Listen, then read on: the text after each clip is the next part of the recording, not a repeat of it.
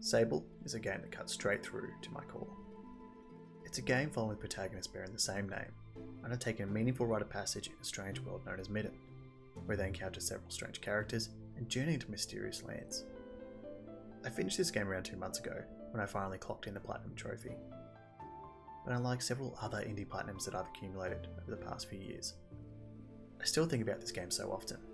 So I thought, what better way to break down how I feel than to put it on display for the whole world to see in a YouTube video. I'll have it be known, I actually did review the game on my page on Backlogged, and at that point I didn't necessarily give it the best rating in the world. If I had my time again, would I be giving it 5 stars now that the distance has made me grow fonder? Not really. Not at all, actually. It's a funny thing, isn't it? As a game, I feel like it does warrant that rating. Technically, it's not the best on the PS5, with so many issues with the controls, and it really chugged in some places, which I'm sure you'll notice on the footage in the background. Trying to catch the collectible fish was so finicky and glitchy I wanted to tear my hair out. I found myself wrestling with the camera quite often, but that wasn't such a conundrum for me to deal with, given that game was nice and slowly paced. But yet, here we are, a few months later, and it's still parked rent-free in my brain, despite all its shortcomings. So hey, stay a while and listen to me talk about it. And yeah, there are some light spoilers ahead, particularly with the visuals I'll be showing in the background. I've also included some footage from my different trophies being collected, so you'll see that brilliant overlay covering a third of the footage now and then. Thanks, Sony. I did also stream this game briefly on my Twitch, so if you want to listen to my voice over the top of other games, you can head over there. There'll be a link in my bio. Sable is a game about heading out on a journey to find your place and calling in this strange world. When characters in Midden reach a certain age, they're then chosen to head out on an adventure across the lands, equipped with a mystical power known as the Perpetual. This power will allow them to float safely down from dangerous heights and grant them access to places previously shut off or inaccessible.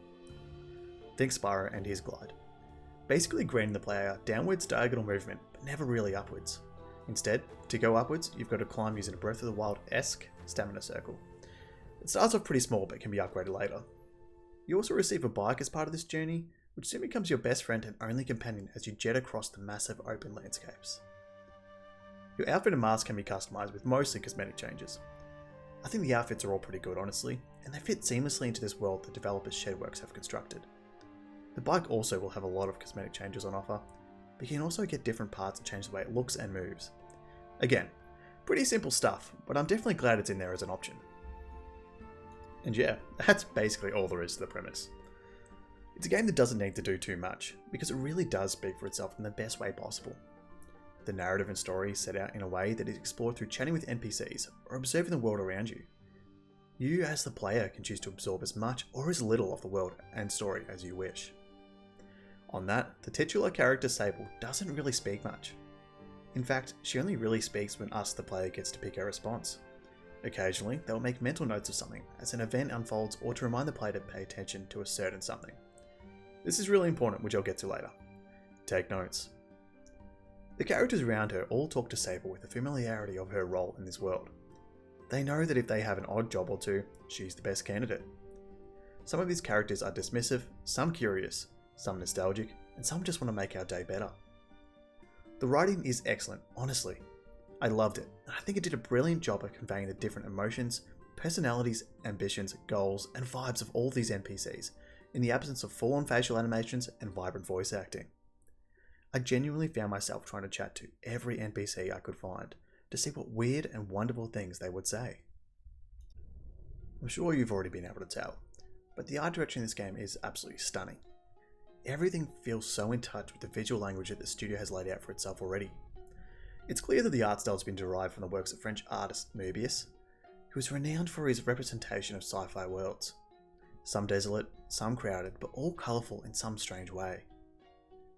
The horizon-spanning deserts, pockmarked by landmarks to help orient yourself within this world of Midden, convey a feeling of loneliness but also a sense of wonder. Spying something on the horizon and wanting to explore it further and see what it may be were some of the best moments of this game. The game utilised both the diegetic and non-diegetic mechanisms within this world seamlessly to promote and encourage our curiosity as players.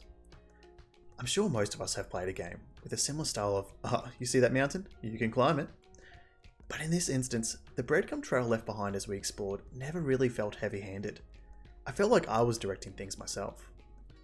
The art direction in this game, alongside certain artistic choices such as frame rate of character movement being separate to that of the rest of the game, which is basically whatever your platform can run, results in some sort of effect that makes the world feel even more alive. The visual interest that is created by all these striking parts being assembled together more than makes up for the time spent travelling in barren and desolate environments. There was beauty in all the small things. Unfortunately, I've had to be a bit wary of including the music from this game in this video, as amazing as it is. This is because it was actually a product of cooperation between Shedworks and Japanese Breakfast, resulting in a strangely upbeat and endearing soundtrack to this game, with the music and lyrics truly conveying the feeling of a rite of passage. In fact, one of my favourite moments of this game comes about because of the excellent soundtrack. I'll avoid spoilers, but it occurs as soon as you leave the tutorial zone, and it sets a tone about what's to come perfectly. Both the carefully orchestrated pieces for the big moments in the game, as well as the ambient music arrive at just the right time to make the world hit just that much more. I feel that the way in which the developers have utilised the music choices in each and every moment has resulted in feeling more personal and introspective. Just take a look at this small clip I took while playing, as I had just wrapped up a puzzle and had a moment of respite.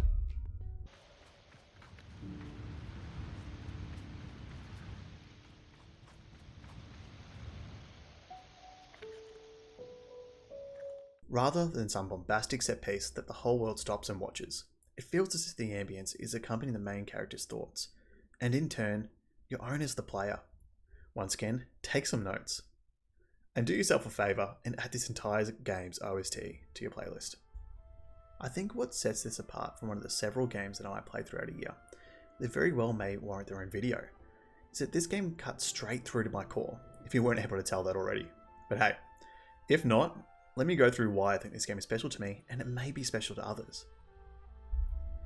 Remember those notes I told you to take earlier? Well, here we are. The way that the game is set up and represents itself allows the player to put themselves in the shoes of Sable. Despite being set in a fantastical world, all her monologues and thoughts are something that we as real people feel. These are things that we will deal with, and are things that we respond to. Nothing feels out of place, and everything feels as if it was a real thought flitting across a young and curious mind. The nature of the way that the dialogue is written, how the music represents this feeling of going on an uncertain adventure, and the constant second guessing of what future may lay in wait for our protagonist are feelings that are all too real. I'd wager many of us have had those exact same feelings growing up in an uncertain world. I've touched on it already a couple times. This is a game about finding your place in Sable's world, and I'm sure it doesn't take much digging to draw some analogues to our world. Some of the characters in this game try and scare you off their profession and admonish you for even considering it, yet others seem desperate to guide Sable down the same road that they took on their journey. These competing interests and discussions from all parties surrounding Sable almost come off as noisy, overwhelming, and stressful, all delivered through only written dialogue. It's pretty easy to draw a straight line between what happens in the game to real life, isn't it? Except we aren't so lucky to only have to read it. Instead, we have to listen. How many of us grew up with those around us expecting to be more than what they were? Or perhaps vice versa. I wanted to continue a family tradition that has long been established. I've known people that have had to drop an entire career to go along with the family business. Outwardly, they were of course willing. But I can't help but wonder if there are some parallels to Sable's story in there somewhere, as her own tribe have selfish intentions for her future.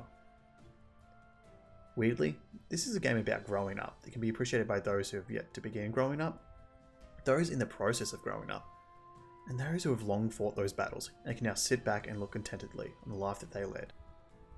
Part of the beauty of the moment-to-moment gameplay is that it's pretty much entirely and totally non-linear. I can only recall maybe one or two NPC questlines where you had to do things in a certain order, but even then, those things weren't time sensitive or anything.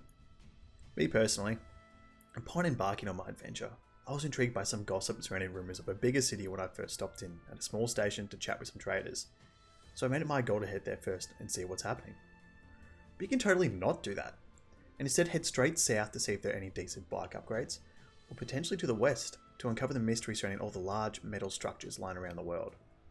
The game teaches you how you can be independent and strike out on your own, but you have the ability to listen to others for guidance and let them help chart your path. I can list off so many reasons that the tiniest detail in this game makes it resonate with me, but I really do think so much of it is best left discovered on your own. The most important thing to take away from this: Sable experiences all these things through a 10 to 15 hour adventure, yet all turns out okay. Is that not something that we should be telling ourselves? These years may feel long now, but we're just as likely to look back on it as nostalgic emotions in decades to come. I've had this game sit in the back of my mind since I rolled credits on it, and I hope you can see why now. It's a game about growing up, becoming your own person, drawing on all those around you for their support so that you can make the most of your life. When I was a young adult, this was me. Or, I wish this was me. Stumbling around the adult world constantly thinking I'm not old enough for this and mature enough for that. It was hard. I mean, sure, I felt independent, but in a scary kind of way. It was intimidating making all these choices that would put me in years of debt that might not pan out how I want it or expect it. I think playing Sable has helped me to make peace with this part of my life. She was able to take her time to work out which path was hers to go down and be happy with that. Sable ignited some sort of childlike joy in me as I explored. As my journey in that game was coming to an end, it was one of those rare times where I could actually feel what I imagined the character would feel. The character was me at this point. At the end of the game, you have to pick your mask and decide which path you will go down. The masks, whilst used as a means of being able to exist in this environment, are often designed or illustrated in a way that reflects each individual profession.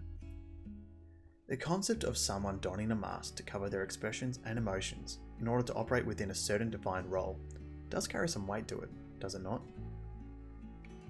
I sat there for 10 minutes debating what to do with Sable's life at the end of the game, after I just spent 15 hours or so adventuring the world with her. Music at this moment was quiet, so the developers knew we would need this time to think about where we had been and where we would go from here. I knew I wouldn't play this game again anytime soon, so why did I care so much? Once again, the character was me. I loved my time with Sable. It's not a game for everyone, but it is a game I'll always point to whenever anyone talks about games as art, games meant to invoke feelings and emotions, games that tell a story about humanity. This is a game that, despite all its shortcomings, the very essence of the message it is sending speaks to my soul.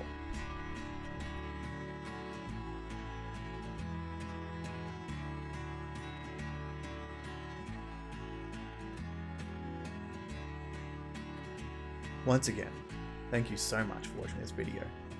Whilst the discussion did tend to be a bit more personal, I do recommend checking out Sable for yourself, and you may experience all these feelings as I have. If you've enjoyed my content, please feel free to leave a like and subscribe if you want to see more, and drop a comment about your thoughts on the game too. Keep on gaming.